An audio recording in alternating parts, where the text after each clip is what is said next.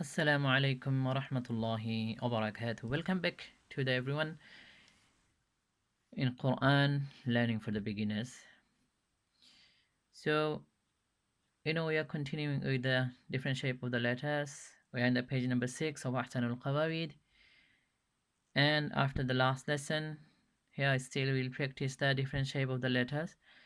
So, we showed the different shape of the letter in the last page, in last video as well. So, ba seen here. This is the ba.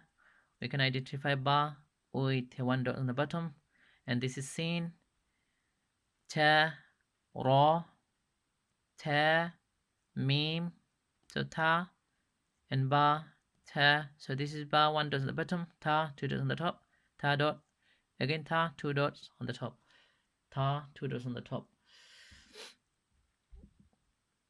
And jim, lam, ha, jim, ha, jim, kha, ta, sin, dal, شين را عين ذال صاد باء ضاد دال قاين ميم فاء ذال قاف لام كاف نون لام ميم نون كاف ها لام همزة ذال يا را ثا جيم نون تا ثا